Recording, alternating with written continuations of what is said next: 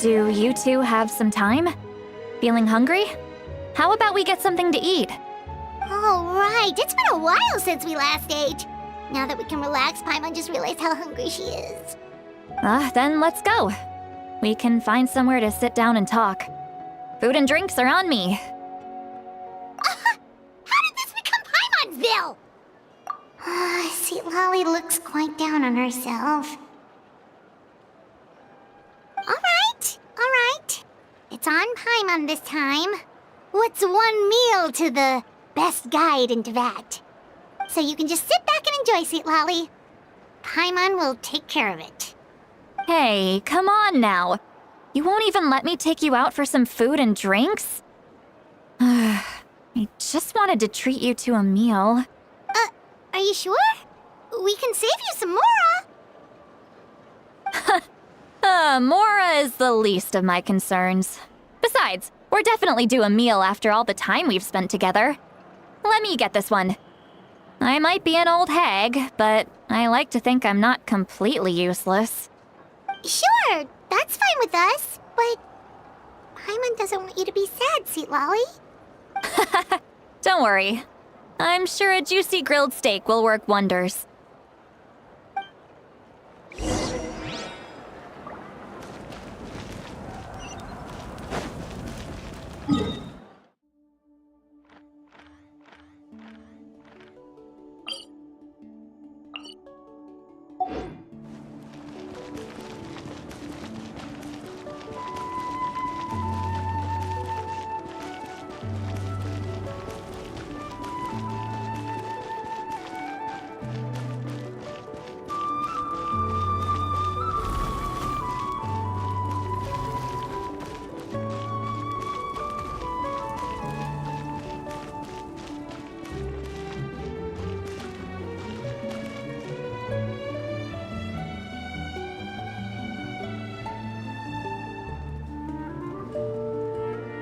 What do you need? What do you need? Don't worry.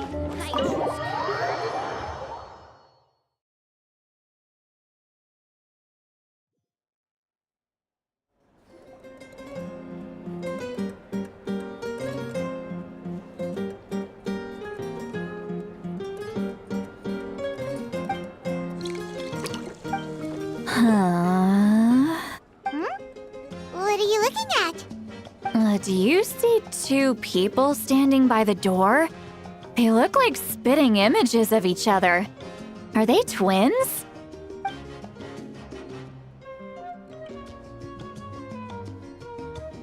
But Paimon only sees one person there. Huh? How could that be? I guess my mind isn't as sharp as it used to be. Give me another bottle, boss! Do you think she's drunk? There you go, miss. Oh my, it's not every day you get to see Granny Itzley here with some friends. Not to mention ones who've made a huge name for themselves recently. Oh, so you've heard of us?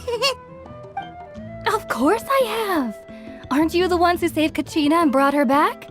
No wonder you hit it off with Granny Sitlali. She wouldn't spend time with just anybody, you know. I don't even remember the last time I saw her with a new friend. Wait, so you call her Granny too? Well, given our ages, it'd probably be more accurate for me to call her my great-great-granny. She's one of the most famous people at the Masters of the Night Wind. Most days, hardly anyone even dares talk to her. Huh? Gossiping about me right in front of my face now, are you, Chonka? Oh, please, Granny, I wouldn't dare. I'm just beyond happy to see you bring over some new friends. After all, any friends of our regulars are sure to be great customers too. All right, that's enough. Go on now. I'm sure the other customers would like to talk to you as well. There's no need to keep staring at me. I promise I'll keep my alcohol down until I leave. Well then, you have my thanks.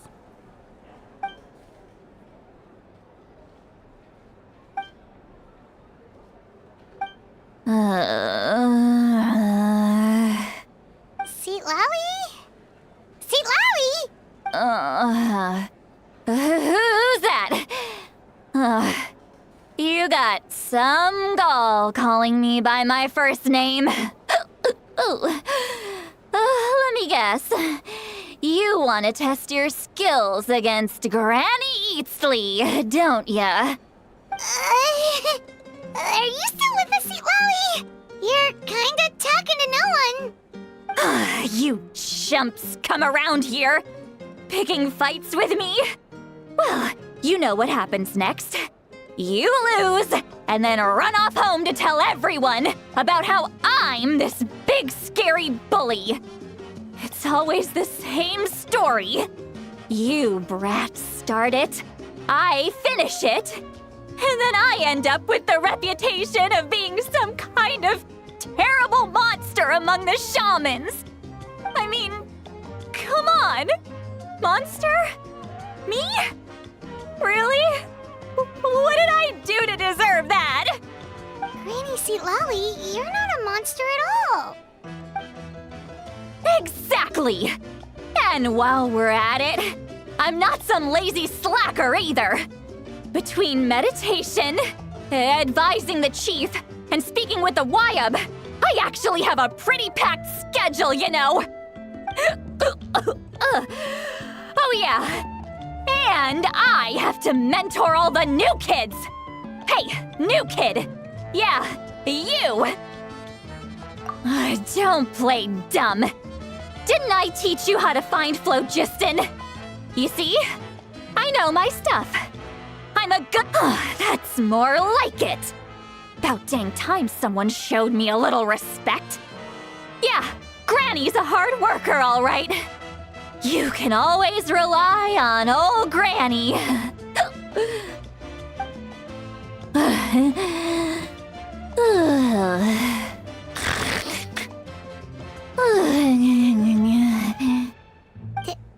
Did she just fall asleep with her eyes open? Oh, jeez. Behind this pitch-black curtain, a chapter of hatred reveals itself. Behind the smoke, the lingering smoke. She's meditating again. She does this whenever she's had a few too many drinks. Her mind's actually racing at this point. It's quite the opposite of sleep. Is this another specialty of the Masters of the Nightwind? No, I'd say it's an ability that's unique to Citlali herself. While she can easily pick up everyone else's skills and tricks, few have been able to master hers. Warning, warning. Red, the color of danger, has now arisen within that pair of eyes. Huh?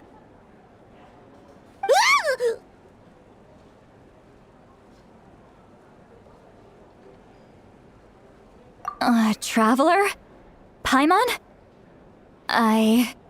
What's wrong? I'm gonna hurl. Hang on, just keep it in! Phew. Okay, it's passed. That was a close one. You had Paimon worried. Paimon really thought you were about to barf all over the table just now. How embarrassing. I'm sorry you had to see me like that. That's never happened before, I swear. I've never thrown up, not once.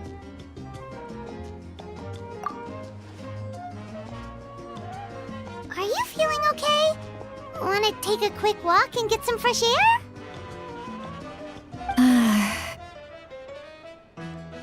There's so much that I want to say, but I can't.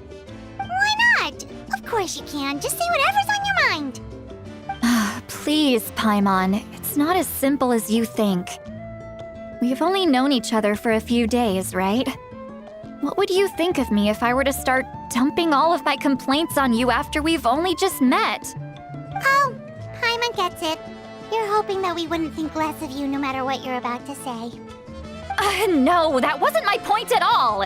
Seriously, don't you youngsters know anything about shame? I'm talking about shame!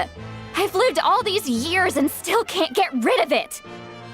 Surely, you know the feeling too?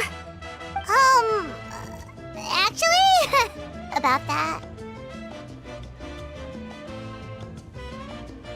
Huh? Tell me what? Yeah, this is as good a time as any.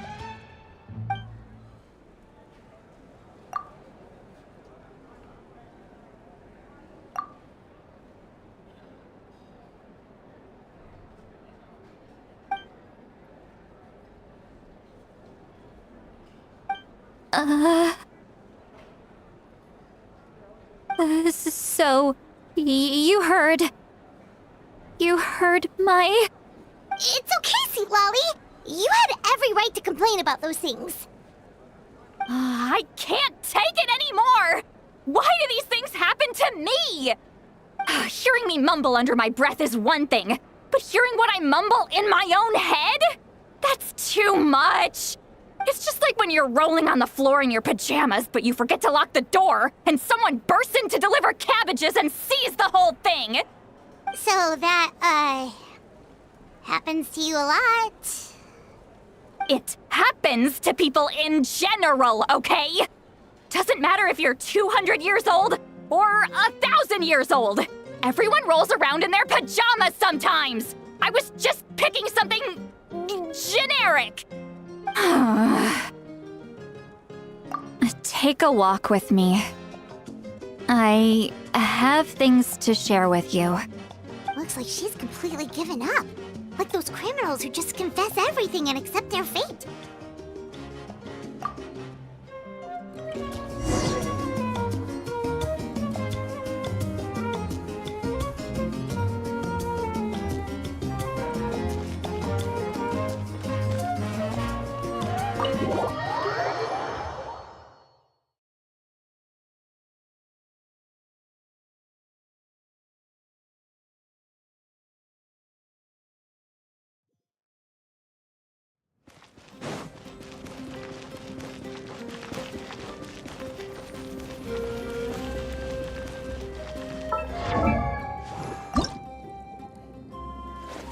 Woo! Whoa!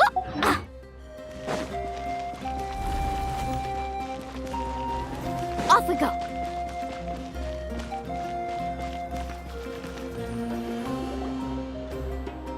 Well, great view, right? I love coming here by myself. Wow, it's beautiful. You're making me want to cry. Oh no, what do we do? Please don't cry. I was an expression, okay? A figure of speech. I'm just... embarrassed. Here you are thanking me. Even after you helped me all this time. Let's just have a casual conversation. It's easiest that way. Really? You don't seem like the kind of person who keeps things casual. Well, I guess I used to be more of a stickler for the rules. And you're right, I don't usually open up to the people of my tribe like this. I'm just an eccentric old hag to them. That story's been passed down so long, it might as well be true. But you're just a regular person. The kids of my tribe would have a heart attack if they heard you say that. Granny Eatsley is a powerful figure. Be careful around her. That's what they'd say. Well, you are powerful. Are they afraid of you? Some are. Others are mad I always come out on top. A few decades like that, and people stop knowing how to deal with you. What about you? Are you scared of me? We don't find you scary at all. That's because you're not from my tribe. You don't know how many delusions of grandeur I've destroyed just by existing. I make people realize that no matter how hard they work, they'll never become a living legend like me. Oh, not to brag or anything. Maybe it's hard to believe. Just pretend I never said anything. We believe you. Shilonen has full faith in your abilities, and Auroran didn't seem scared of you. He thinks of you as his granny, right? Yes, but Auroron's a special case.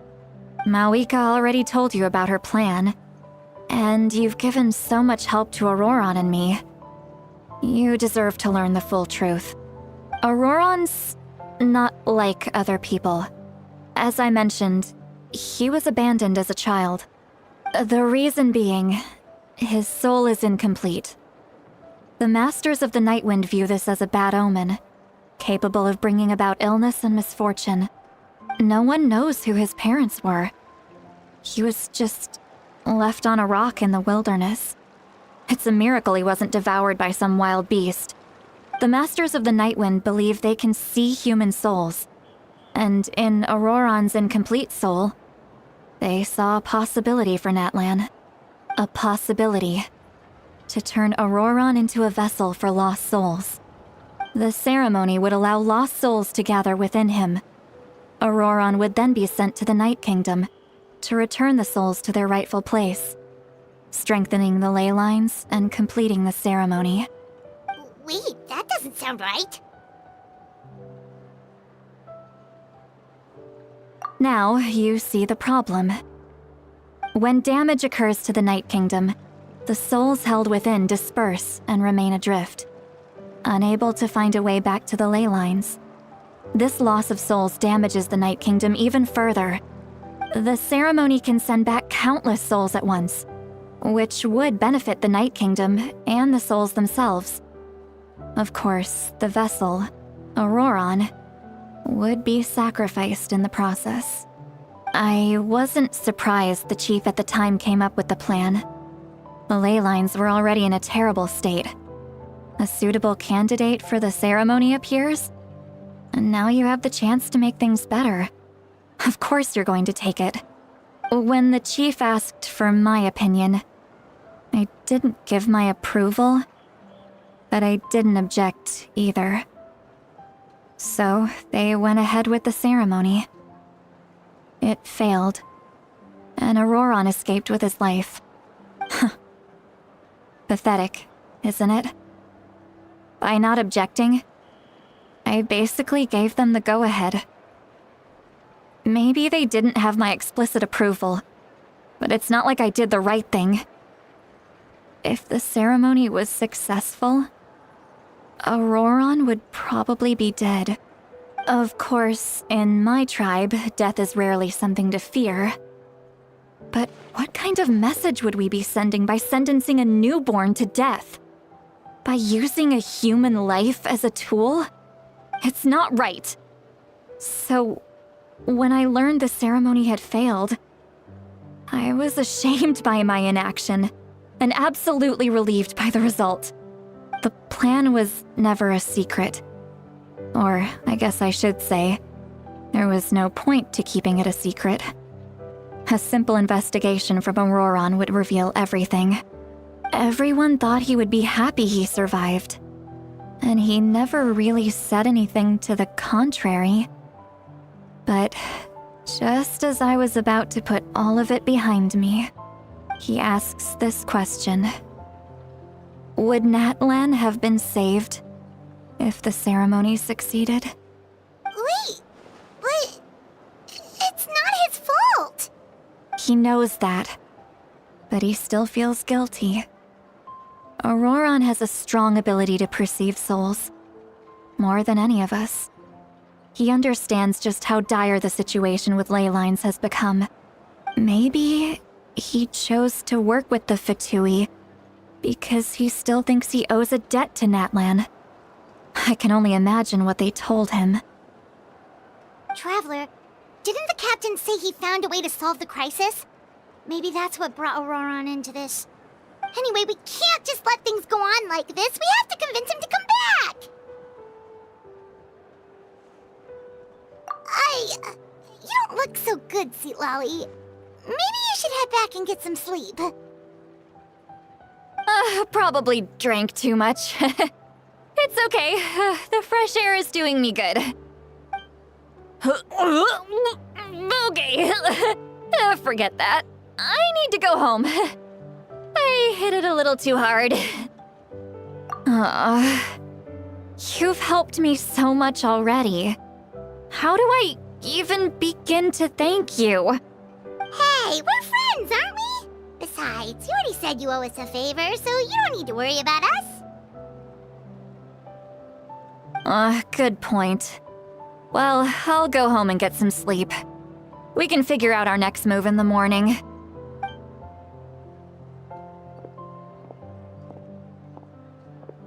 Friends.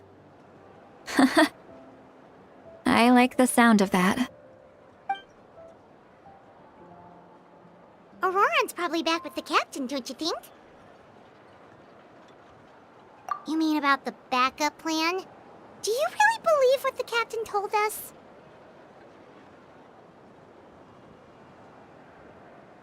Yeah, you're right. We should just go to her directly. But she's probably asleep. We can find her first thing in the morning. For now, let's... go to bed.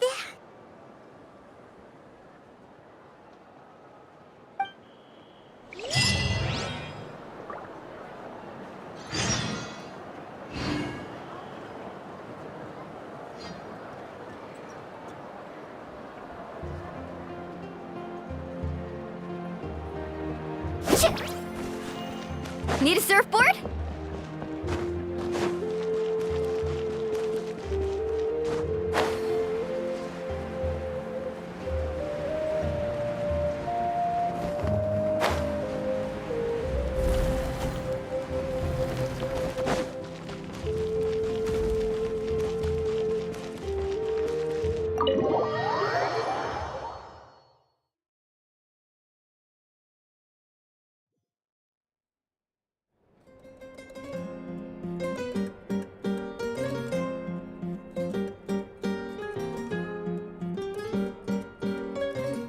Why is it so noisy outside? Paimon still haven't sleep. Well, guess we should see what's going on.